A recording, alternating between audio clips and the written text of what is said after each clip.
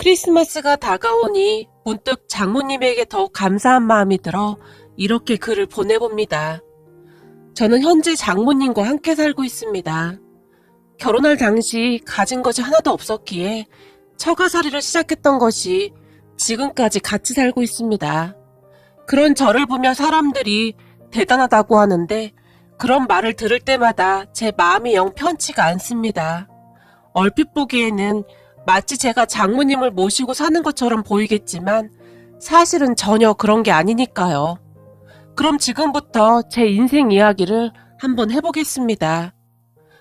어느 날 퇴근하기 위해 급히 준비를 하는데 옆자리 회사 동료가 제게 "송대리, 오늘 치맥 어때?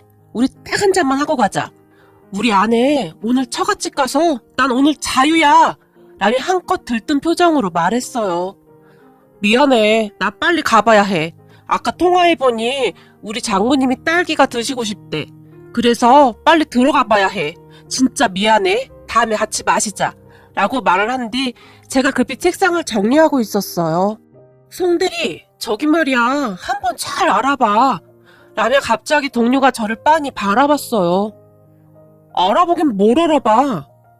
혹시 말이야, 나라에서 주는 효자상? 그런 거 없나 잘 알아보라고. 나는 살다 장모님한테 자네처럼 잘하는 사람은 처음 본다. 나는 우리 부모님한테도 그렇게 못해. 근데 아픈 장모님 병수발까지 다 하고. 송대리는 진짜 대단한 사람이야 라고 동료가 말을 했는데 도저히 이해할 수 없다는 그런 표정이었어요. 그런 동료를 보며 진짜 미안해. 나 빨리 들어가 봐야 해. 우리 장모님이 나 오기만을 기다리고 계시거든.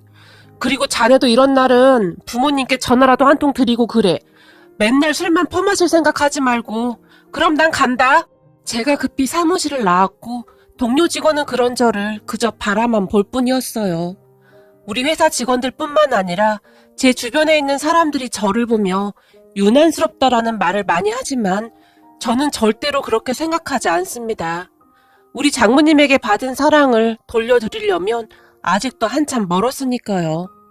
우리 부모님은 아주 오래전에 이혼했습니다. 그래서 저와 동생은 큰 집에 맡겨졌는데요. 처음 한동안은 엄마가 가끔 우리를 만나러 왔었지만 엄마도 다른 남자를 만나서 재혼을 한 뒤로는 아예 연락을 끊어버렸어요. 그렇게 엄마 아버지는 각자 재혼을 해서 살았어요.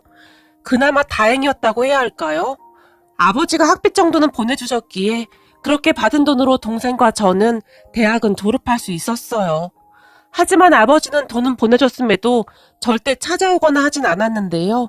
가끔 전화 통화라도 하게 되면 지금 살고 있는 가족들이 니들과 만나는 걸 싫어하는구나. 그러니까 따로 연락하고 그러면 안 된다. 학비랑은 큰아버지에게 보낼 테니까 그렇게 알고 있고 라는 말만 할 뿐이었어요. 그런 아버지의 연락을 받을 때마다 동생과 제 가슴이 미어져 내렸는데요. 우리는 아버지의 따뜻한 말 한마디가 그렇게 그리울 수가 없었으니까요. 하지만 아버지는 새로 생긴 가족들의 눈치를 보느라 우리를 외면해버렸습니다. 그 뒤 저는 대학을 졸업하고 취업을 했는데 정말 악착같이 돈을 모았습니다. 그렇게 얼마 뒤 우리는 큰아버지 집에서 나와서 작은 지하셋방 하나를 얻어서 동생과 단둘이 살게 되었지만 정말 열악할 수밖에 없었어요. 그 추운 겨울날 점퍼도 간신히 사서 입을 정도로 악착같이 살았네요. 아버지가 대학 학비는 보내줬지만 그 외의 돈은 한 푼도 보내주지 않았거든요. 덕분에 제 어깨가 무거울 수밖에 없었는데요. 그렇게 열심히 번 돈으로 지하 셋방에서 벗어나던 날 어찌나 눈물이 나던지 겪어보지 않은 분들이라면 절대 이해하지 못할 겁니다. 비록 월세이긴 했지만 동생과 저는 지하 셋방에서 벗어나게 되었고 생활은 나름 괜찮아져 갔지만 그렇다고 해서 막 나아지거나 한 것도 없었어요. 다만 얼마 뒤 제 동생도 취업을 해서 생활비를 보탰기에 아무래도 이전보다는 살만해졌던 것 같아요. 우리는 그렇게 둘이 의지한 채 세상을 살아가고 있었습니다. 사실 큰아버지 집에 있을 때 워낙 눈칫밥을 먹었던지라 동생과 저는 눈치 보는 일이 습관처럼 되어 있었는데요. 큰아버지 집을 나오던 날 동생이 제게 하던 말이 지금도 잊혀지지가 않습니다. 오빠, 나는 지하셋방이라고 해도 우리끼리 있는 게 더 좋아. 그동안 큰엄마가 어찌나 눈치를 주던지 밥도 제대로 못 먹었잖아. 라며 울먹이기도 했거든요. 그래도 그렇게 말하면 안 되지. 엄마 아버지도 그냥 두고 간 마당에 우리를 돌봐준 건 사실이니까. 라며 제가 동생을 달랬지만 나도 알 건 다 알아. 사실 아빠가 큰 집에 돈을 엄청 많이 줬었잖아. 큰아버지한테 있던 빚도 다 갚아주는 조건으로 우리를 받아준 거잖아? 그거 아니었으면 우리 받아주지도 않았을걸? 라며 동생이 입술을 삐죽거렸어요. 물론 그런 동생의 말은 틀린 말이 아니었는데요. 그때 당시 우리 아버지가 사업을 하고 계셨는데 돈을 꽤 잘 버는 모양이었어요. 그래서 우리를 돌봐주는 걸 대신해서 큰아버지에게 돈을 꽤 많이 준 걸로 알고 있었으니까요. 사실 큰댁 가족들은 그 돈으로 꽤 배부르게 살긴 했어요. 그럼 큰아버지 부부는 우리에게 정말이지 모질다 할 정도로 인색하긴 했지만 저는 그저 고아원에 가지 않은 것만으로도 다행이다 싶은 생각이었기에 큰댁 가족들에게는 어떠한 원망도 없습니다. 그렇게 동생과 저는 큰댁을 나온 뒤 다시는 찾아가지 않았는데요. 제가 가끔 전화를 해도 큰댁 가족들은 제 전화를 받지 않았거든요. 처음에는 바빠서 못 받는가 보다 했었는데 어느 날 큰엄마가 제게 눈치가 없는 거냐 뭐냐? 그만큼 키워줬으면 알아서 살아야지. 왜 자꾸 전화하고 그래? 이제 니들이 알아서 살아. 그리고 이제는 니들 아버지가 돈도 안 보내주는데 우리가 얼굴 볼 일도 없지 않냐? 라는 문자 한 통을 띡 하고 보내왔더라고요.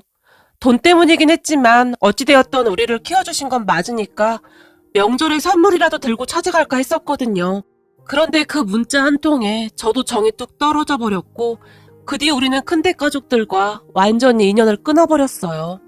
그렇게 동생과 저는 오로지 둘만 의지한 채 살고 있었어요. 그러던 어느 날 회사에서 우리 아내를 만났습니다. 서로 업무를 공유해야 하다 보니 친해지게 되었는데 아내는 성격이 참 밝은 사람이었어요. 아내는 뭐라든지 자신감이 넘쳤고 항상 친절했는데 물론 저한테만 친절했던 것은 아니었고 모든 사람들에게 친절한 그런 사람이었어요. 그런 아내에게 처음으로 제 마음이 움직였는데 제 처지가 그러니 감히 고백도 못한 채 그저 멀리서 아내를 바라만 볼 뿐이었어요. 어느 날은 아내와 단둘이 식사할 기회가 생겼는데 이런저런 이야기를 하다 보니 서로 대화가 참 잘 통하는 걸 느꼈어요. 그 뒤 우리는 가끔 식사도 하고 차도 마시면서 조금씩 가까워져 가고 있었어요.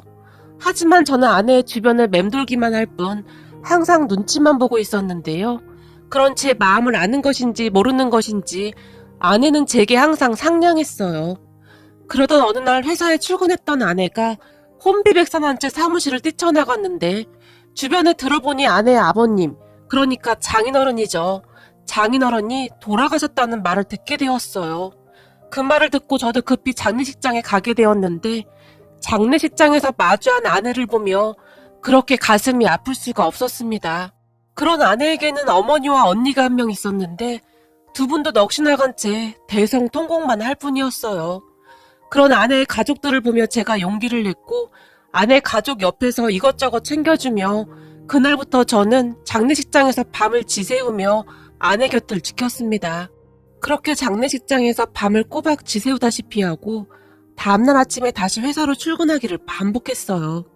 그러다가 발인 날에는 회사에 말을 한 뒤 연차 휴가까지 냈는데 그런 저를 보며 사람들이 수근거리기도 했지만 저는 그저 제 마음 가는 대로 행동했습니다. 그런 제 모습에 아내와 아내 가족들이 많이 놀란 모습이었는데 특히나 장모님이 그렇게 고마워할 수가 없었어요. 아내 또한 그런 제 모습을 보며 조금씩 마음을 열어갔는데 어려운 시간을 같이 보내면서 우리는 더 가까워지게 되었어요. 그렇게 우리는 어느새 연인이 되어갔습니다. 역시나 아내는 참 좋은 사람이었는데 얼마 뒤부터는 제 여동생까지 살뜰히 잘 챙겼어요. 우리 집에 올 때마다 반찬을 잔뜩 가지고 와서 냉장고에 가득 넣어두기도 했었는데 동생과 둘만 사는 것을 알고는 장모님이 항상 챙겨서 보내주셨거든요. 그런 아내를 보며 제 동생도 참 좋아했고 한 2년쯤 사귀었을 무렵 장모님이 먼저 결혼 이야기를 꺼내셨어요. 어차피 자네 여동생이랑 둘만 사는데 둘 다 우리 집에 들어와서 같이 사는 건 어떻겠나? 우리 집이 좁은 집도 아니고 라고 제게 물으셨거든요. 네? 제 동생까지요? 그러면 장모님도 그렇고 처형도 그렇고 불편하지 않으시겠어요? 라고 제가 물었는데요. 우리야 괜찮지만 사돈 처녀가 불편할까 그게 걱정이긴 한데 아무리 생각해봐도 사돈 처녀 혼자 두는 게 걱정도 되고 계속 마음에 걸려서 말일세. 요즘 세상이 워낙 험해서 말이야. 그 당시 장모님의 말은 진심이었기에 순간 제 눈시울이 붉어졌어요. 지금껏 살면서 우리를 그렇게 걱정해준 사람이 아무도 없었기에 장모님의 말 한마디가 제게는 크게 와닿았거든요. 그럼 제가 동생한테 한번 물어보겠습니다. 그리고 말씀이라도 그렇게 해주셔서 정말 감사합니다. 라며 제가 장모님을 바라봤어요. 고맙긴 뭐가 고마워. 이제 가족인데 당연한 거지. 장모님이 오히려 저를 나무라기도 했어요. 그렇게 집에 돌아간 저는 동생에게 장모님의 이야기를 전달했고 동생이 잠시 고민하는 듯 했는데요. 아마도 큰 댁에서 워낙 눈칫밥을 먹고 살았던지라 선뜻 내키지 않는 듯 했어요. 그런 동생에게 네가 내키지 않으면 어쩔 수 없는 건데 너도 알다시피 너 혼자 두고 가면 오빠도 마음이 편하지 않을 것 같아. 그러니까 잘 생각해봐. 라는 말을 해줬고 며칠 동안 고민만 하던 동생이 용기를 내어 저와 함께 가겠다고 했어요. 그 뒤 결혼을 하고 우리는 처갓집으로 들어갔어요. 물론 동생과 함께 말이죠. 처갓집 가족들은 훨씬 더 좋은 사람들이었는데 한두 달이 지나자 동생도 금방 적응해갔어요. 무엇보다도 아침에 눈을 뜨면 장모님이 따뜻한 밥상을 차려주셨고 동생과 저는 식탁에 다 같이 앉아서 밥을 먹는 그 시간이 그렇게 좋을 수가 없었어요. 그러던 어느 겨울 저녁 식사를 하던 중 제 동생이 저는 크리스마스가 정말 싫었어요. 다른 친구들은 다들 선물 받았다고 자랑했었는데 우린 단 한 번도 선물을 받은 기억이 없었거든요. 아무리 생각해봐도 우린 진짜 너무 일찍 동심을 잃어버린 것 같아요. 라는 말을 꺼낸 적이 있었는데요. 그 말을 듣던 장모님이 굉장히 많이 안타까워하셨는데 그의 크리스마스 전날에 장모님께서 동생 방문 앞에 커다란 선물을 놓아두셨고 다음날 방문을 열던 동생이 선물을 보고 깜짝 놀라 어리둥절한 채 서 있었는데요. 사돈처녀 메리 크리스마스. 그동안 사돈처녀가 착하게 살아서 산타 할아버지가 한꺼번에 엄청 큰 선물을 주고 갔나 보네 라며 활짝 웃으셨어요. 그리고 그런 장모님의 말에 선물을 받아든 동생의 눈에는 눈물이 그렁그렁해졌는데요. 우와, 난생 처음 받아보는 선물이에요. 감사합니다. 라며 장모님께 감사 인사를 했지만 아니 그걸 왜 나한테 감사해요? 산타 할아버지한테 감사해야지. 그리고 그렇게 막 울고 그러면 내년에는 산타 할아버지가 선물 안 주신대. 그러니까 울지 말고 여기 앉아서 선물이나 뜯어봐요. 도대체 뭐가 들었길래 이렇게 큰 거야? 라며 장모님은 그저 활짝 웃을 뿐이었어요. 그런 장모님의 말에 동생이 신이 난 채 선물 포장을 뜯고 있었는데요. 처음 받아보는 선물에 손까지 떨리고 있었답니다. 그런 모습을 바라보는데 어찌나 행복하던지요. 아마도 태어나서 처음으로 느껴보는 가족의 사랑이 아니었나 싶습니다. 그런데 장모님의 배려는 그것뿐만이 아니었어요. 우리 집에 가끔 장모님의 형제분들이 오셔서 식사를 하곤 하셨는데 어느 날은 이모님 한 분이 동생과 저를 보며 갑자기 이래서 엄마가 있어야 하는 거야. 둘도 얼굴이 항상 어두침침하잖아? 라며 비꼬듯이 말했어요. 그 말을 듣던 장모님이 그 엄마가 여기 있잖아. 내가 엄마인데 그게 무슨 말이야? 라고 말씀하시며 이모님을 노려보기도 했어요. 그리고는 그분들이 다 돌아가시고 난 뒤에 제 동생을 보며 내가 엄마니까 앞으로 어디 가서 기죽을 필요 없어요. 알겠죠? 라는 말을 할 뿐이었어요. 장모님은 항상 그렇게 든든하게 우리 옆을 지켜주셨어요. 시간이 지나 제 동생이 결혼을 할 때도 장모님은 마치 딸 시집 보내듯이 이것저것 다 준비해 주시며 눈물까지 글썽이셨는데요. 제 동생과 같이 온 제부를 보며 우리 사돈 처녀는 내 딸이나 마찬가지예요. 그러니까 우리 사돈 처녀 눈에 눈물 나게 하면 절대로 안 됩니다. 항상 서로 아끼면서 잘 살아줘요. 라는 말을 하기도 했어요. 그 뒤 동생과 제부는 결혼해서 잘 살고 있었고 서로 자주 왕래하며 행복한 시간을 보내고 있었어요. 그런데 그런 우리 집에 청천벽력 같은 일이 일어났습니다. 어느 날부터 장모님께서 식사도 잘 못 드시고 살도 많이 빠지셨어요. 그런 장모님이 걱정이 되어 병원에 모시고 가서 정밀 검사를 해봤더니 글쎄나 의사가 암이라고 하는 게 아니겠습니까? 그래도 그나마 다행이었던 게 초기에 발견되어서 치료가 가능했는데요. 아무래도 연세가 있으시다 보니 항암 치료부터 해서 모든 것이 더 힘들 수밖에 없었어요. 그랬기에 온 가족이 장모님 건강을 신경 쓰고 있었고요. 그렇게 그날 저는 장모님이 드시고 싶다던 딸기를 사서 집으로 들어갔는데 집에 제 동생이 와 있었어요. 송서방이 한 발 늦었구만. 사돈 처녀가 딸기 벌써 사왔어. 라며 장모님이 활짝 웃으셨어요. 그런 동생을 보며 넌 언제 왔어? 제가 물었고 지나가던 길에 잠깐 들렀지. 마트에 갔더니 딸기가 너무 신선하더라고. 사돈 어르신이 딸기 엄청 좋아하시잖아. 그래서 잠깐 들렀어. 라며 미소 짓다가는 다시 동생의 장모님께 사돈 어르신 맛이 어땠어요? 괜찮았어요? 라고 물었어요. 아주 맛있었어. 하루 종일 입맛이 없어서 뭘 먹지를 못했는데 딸기를 몇 개나 먹었는지 몰라. 딸기가 아주 신선하고 달아. 근데 집에서 여기까지 오려면 한참 걸리는데 고생했겠네. 장모님이 제 동생을 걱정스레 바라봤어요. 아니에요. 저는 하나도 안 힘들어요. 그러니까 빨리 건강해지셔야 해요. 저 결혼식 하기 전날 저한테 그러셨잖아요. 이제 여기가 친정이니까 언제든지 찾아와. 내가 항상 여기서 기다리고 있을 테니까. 라며 제 손을 잡아주셨잖아요. 누군가가 저를 기다려준다는 그 말이 제게는 얼마나 큰 힘이 되는지 아세요? 앞으로 평생 제 엄마가 되어주신다고 했잖아요. 그러니까 빨리 완쾌하셔서 항상 저 기다려주셔야 해요. 저한테도 든든한 친정이 있다는 게 얼마나 힘이 되는지 아세요? 라며 제 동생의 두 팔로 장모님을 살포시 감싸 안았어요. 그 모습에 우리 모두의 눈시울이 붉어졌는데요. 살면서 제대로 된 부모의 사랑을 받아보지 못했던 동생은 장모님께 그 사랑을 받으며 그동안의 상처를 치유해갔던 것은 아닐까 하는 생각을 해봅니다. 그리고 그 순간 장모님이 아무 말도 없이 제 동생의 등을 토닥여 주셨는데 나 절대로 그렇게 쉽게 안 가. 난 우리 손주들까지 다 봐야 하거든. 애 낳을 때 친정엄마가 옆에 있어줘야 하는데 나는 절대 못 가. 혹시나 저승사자가 데리러 와도 절대로 못 간다고 사정사정 할 테니까 다들 걱정하지 마. 라며 아주 단호한 표정으로 말씀하셨어요.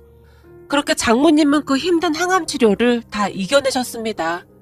차마 옆에서 보고 있을 수가 없을 정도로 가슴 아픈 시간이었지만 어머니는 강하다고 했던가요?